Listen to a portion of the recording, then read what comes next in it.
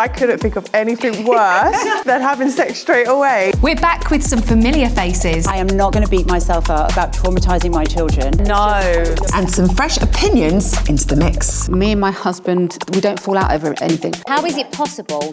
Will they find a common ground All you're going to do is create a problem. or just more drama? I think it's a bit fun. You should not tell your partner if someone flirts with you. It creates jealousy for no reason. Yeah, that's me, for sure. I'm not sure I feel strongly enough about it either way, but okay. If someone makes a comment to me like, oh my God, wow, you're stunning, or tries to come up to me and I'm like, oh, I'm engaged, f off kind of thing. I can't wait to go back and tell him. I'm like, oh, I just want him to know that I still got it, you know? You're still got it, you know? Yeah. But my thing is this, right, is that, so I'm in a gym environment, a very male-heavy environment every day, and it would be completely unrealistic to think that flirtations don't happen. Of course they do. We're in a very heated, literally, environment with half-naked people everywhere. It's a bit spicy, this, isn't it, Louise? A bit, yeah. Love it. You know, working out physically. It happens all the time. It would be a really, unnecessary thing if every single time it happened I went back to my partner and was like, guess who flirted with me today? It would look like look like I was trying to be like, look how fit I am. That's why I do. Yeah, I know that I love that for you. And B, I think it would be like, okay, so now he's going to feel uncomfortable with me being in the gym, or uncomfortable with that guy that he thought they were kind of friendly, and it's it's actually a really normal, and in my opinion, it's a really normal exchange. It doesn't mean anything, and all you're going to do is create a problem, which might then become a problem for you going forward, for no reason. What's the point? Oh, I think it's a bit fun. He went and got food off a Jamaican food truck, and he was like, Good. oh, you know the girl on there asked for my number, and I was like, what's she look like? But what did you say? I'm asking. I would hate it, and though. it creates a bit. I don't like it. That's It makes me a little bit jealous, but in a good way. But it makes me feel like, oh, like people are looking at. No, so I don't like it. I So mean? I don't need the drama that would come from it, Yeah. and I also don't want a guy that I'm in love with. And I think when you are, especially in the beginning stages, but when you're in love with someone, I completely get you and Gemma. I can be quite possessive as well. I have to check myself on it a lot. I have to pull myself up on it a lot. But I wouldn't want to feel that way for no reason. Now, if someone's cheated on me, I want to know when, where, how, blah, blah, blah. Yeah, of course. But not something like that. It would upset me, and it would make me feel competitive. I would feel like I'm attention seeking. Yeah, but She is. attention seeking every now and again. I just feel like it's pointless. I mean, I've had people approaching me whilst my husband's standing 10 yards away. Yeah. And Love that for even you. then, I'm just like, and he'll walk over. He's like, "What happened there?" Oh, nothing. Don't worry. I just can't be bothered. I'd just be delighted. I'd tell him, not because I wanted attention, or because I'd be like, Listen. somebody actually hit on me today. I'm 44, I don't get Do you hit remember we on. used to get chatted up I don't all know the whoever time when hits you on were me. younger? I'm So I'm wolf whistle. This is not. I'm surprised with you. Not in a comparative but because I know that you compete in physique, so you'll be around men all the time. I'm actually really surprised that you can't relate to what I'm oh my saying. gosh, I say it to him all the time, and he absolutely laps it up. He's Like, like, where- at least I know my bird is fit. Yeah, my fiance's the same, you know. Sometimes I'll make up stuff just to make him jealous. I'm being serious, so I'll be out. I'll be like, oh yeah, when I went out tonight, if no one's even looked at me, obviously I'm not going to tell him that, because then I don't look attractive. So then I'll be like, oh yeah, do you have a good night? I'll be like, yeah, when I was at the bar, obviously this guy asked to buy me a drink, like that. And I'm lying. That's not even true. I love that. And then he even says to me, because he knows me that well, he goes, Gemma, they didn't, did they? Did you make that story up? And then I go, oh yeah, I did make it up, but I think they were thinking it. Okay, but wait, hang on. So you're telling me, because I'm guessing, because we work in similar environments, right?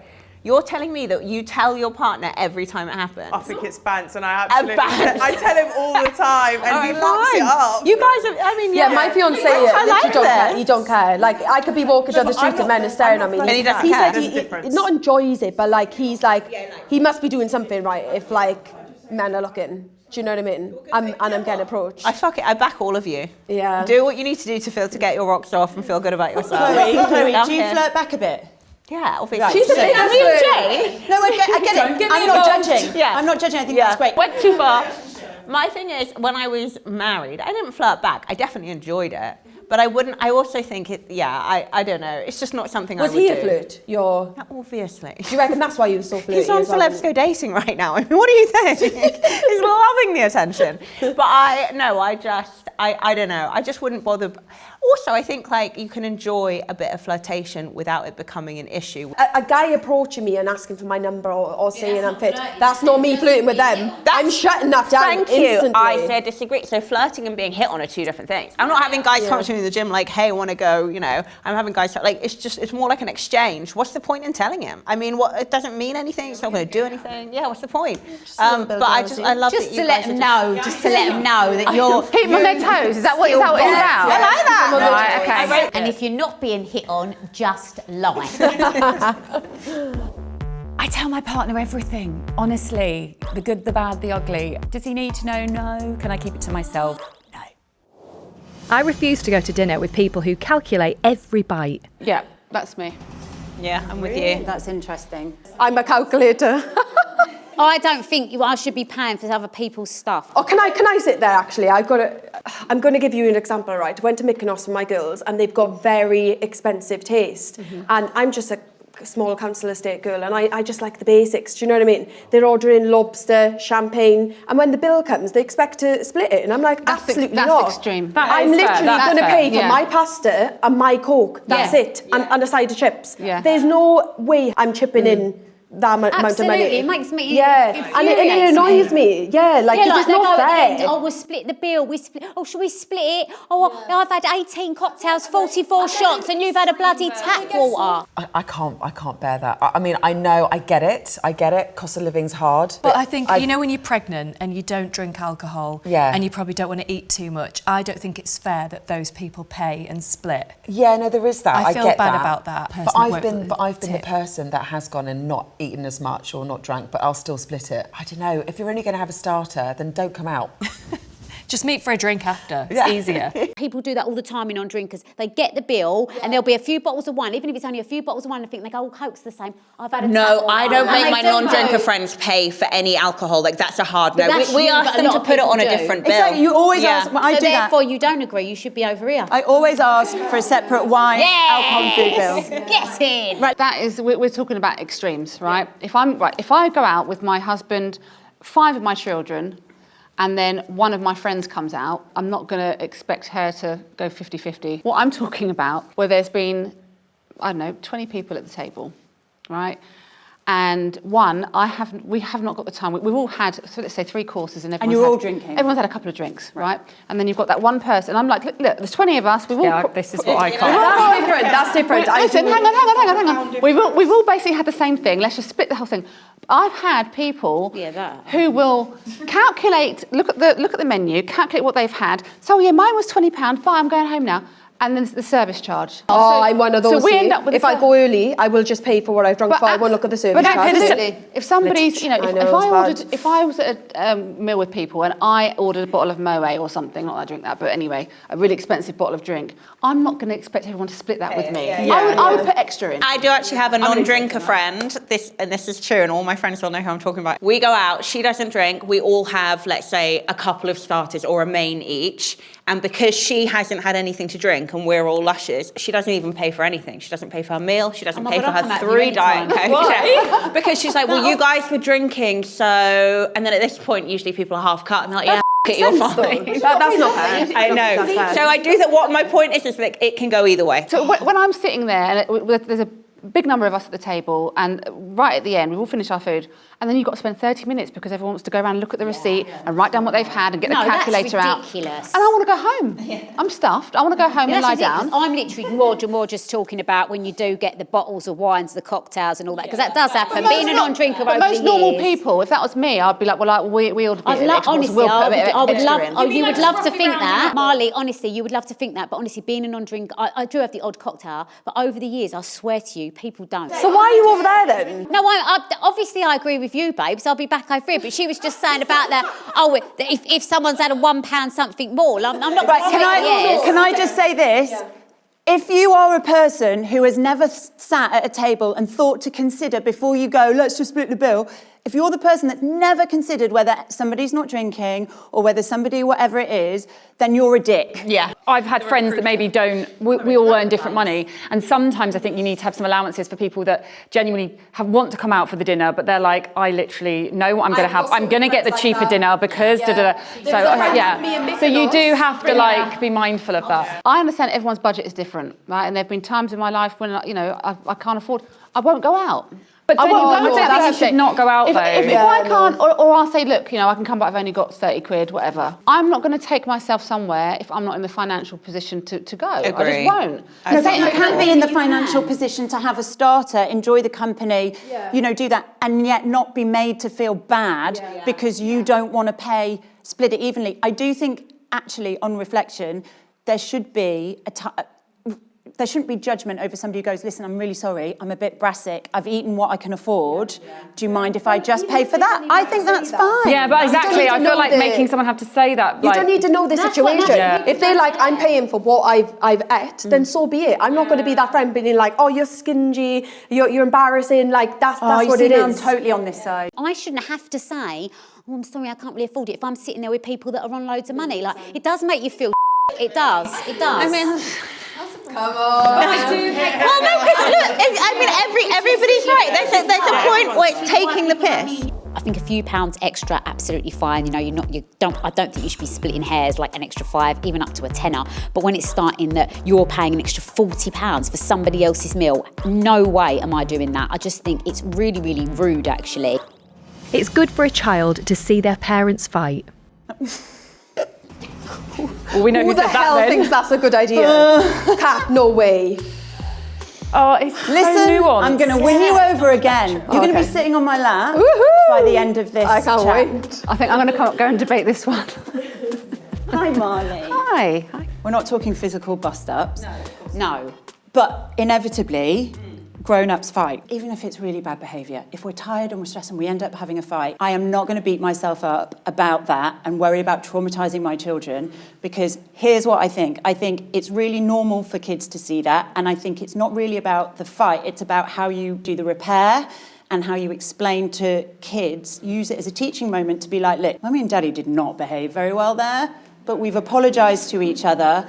And we use it really as a way of showing kids, if we fight, we know that this is a really great opportunity for us to say how to say sorry, how to take responsibility, how to acknowledge other people's feelings and sometimes make compromises. I grew up in a household where my mum and my stepdad, they were just rowing all the time. Exact It was same horrible. for me. It was So horrible. did they sit down and talk to you about it afterwards? Right. No. So that's what I'm saying. But so if we have that, we'll always sit down and talk to the kids about them. I mean, I'm not sitting here and saying we're screaming at each other 24 hours a day. Yeah. But if that happens, we'll sit down the kids and go, listen, but neither of us behave Do you do very that well. immediately? Immediately. Because what my worry is that the children, say a row happened late in the night when the children are in bed and they can hear it, they're going to go to school the next morning and be worrying about Mummy and Daddy arguing. Kids aren't going to get through life without having to enter into some sort of conflict, but you have to teach them how to do it in a way that's responsible and mature and grown up. And if they don't see it, they don't know how that is, and they need to know that it's also safe to go, I don't agree. Oh, it's a tricky one. I agree.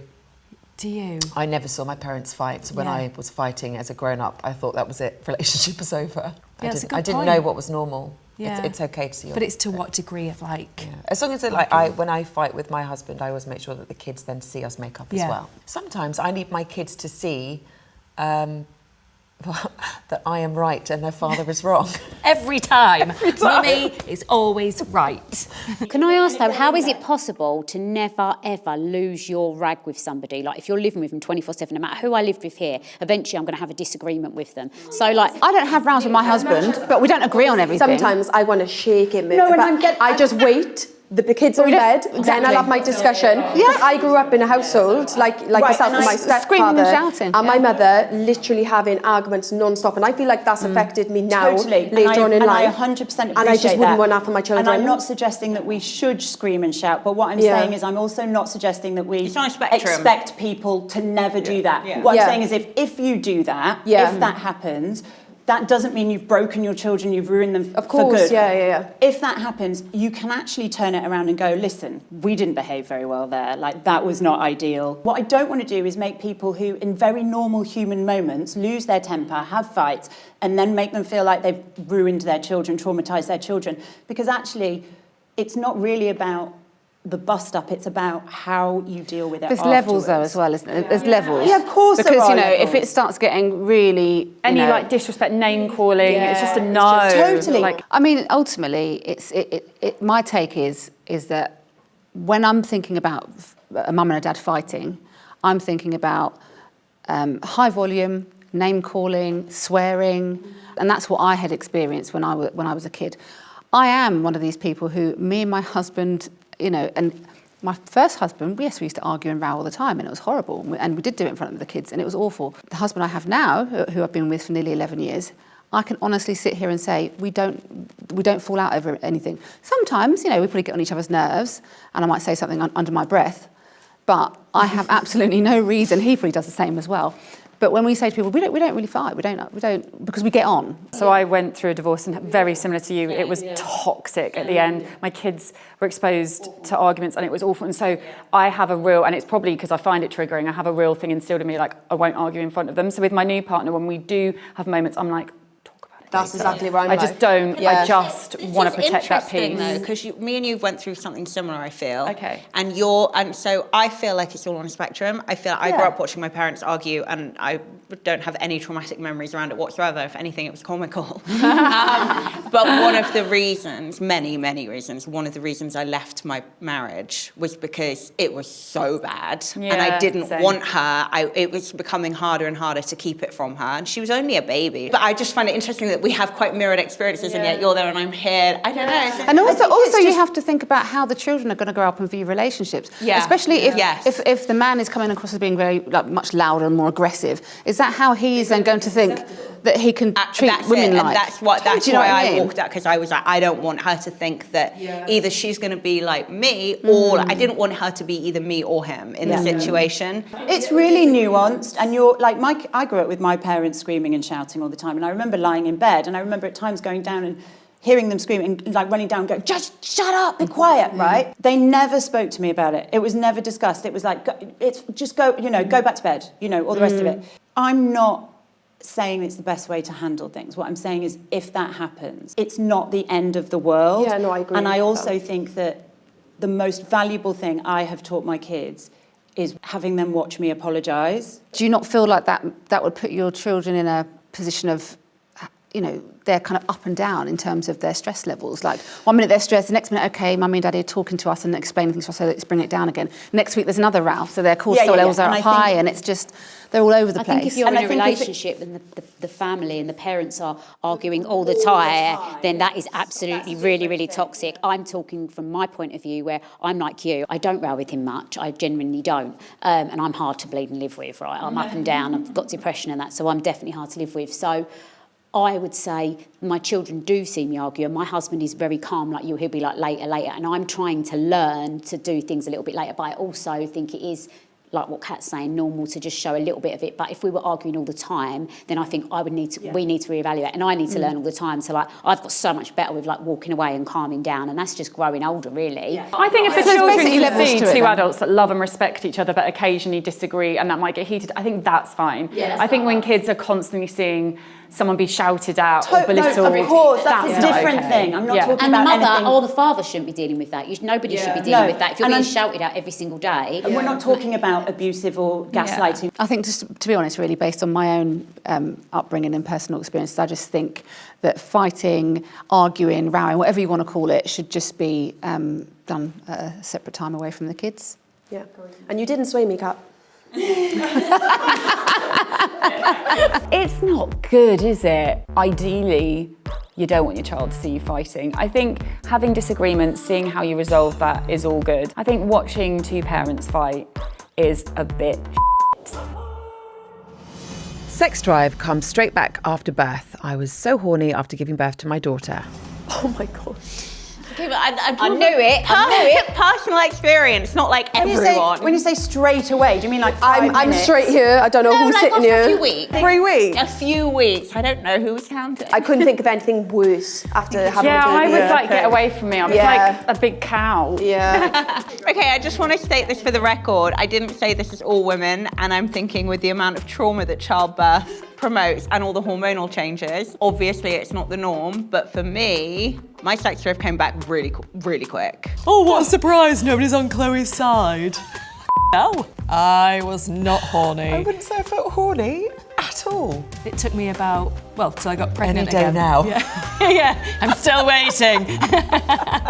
No, I couldn't think of anything worse than having sex straight away. No, there was no sex drive for me, and I think, yeah. Do you think it was physiological or psychological or both?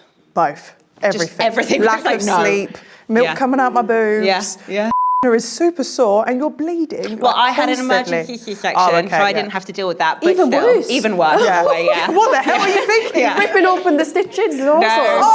I don't really hurt. Can I ask you, Chloe, was it like, was it almost like you were horny but physically felt knackered and not able to do it? Or was it like, no, I'm ready, I need to do it right now? I was just very sexually charged, but I waited till my physio, my women's health Do you physio, think you gave just me the all ovulated clear. early and perhaps it was just your body's way of trying to get another baby? I think that might have been it. You wanted another baby? No, well, yeah, actually, the first few months after my daughter was born, I was desperate for another baby. So maybe the midwife has cracked the code.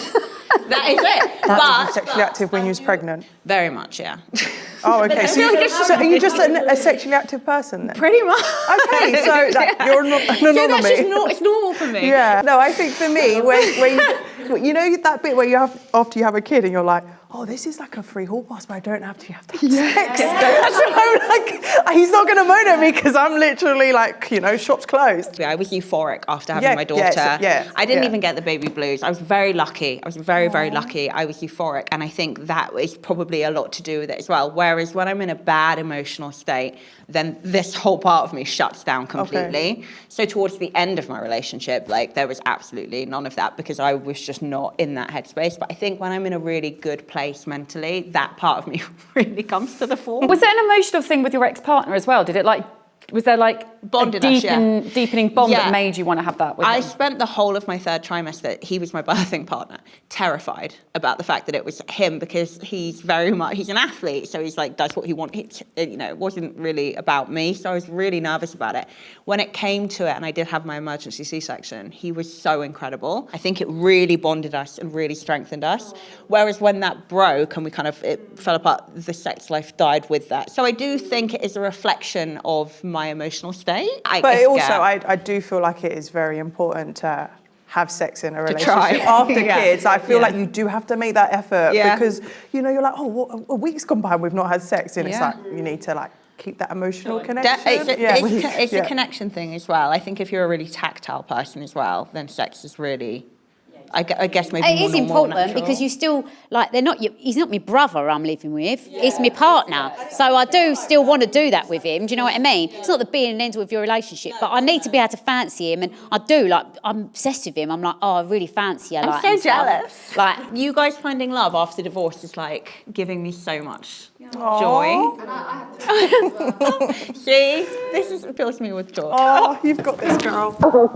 Thanks for the support. I'm baffled.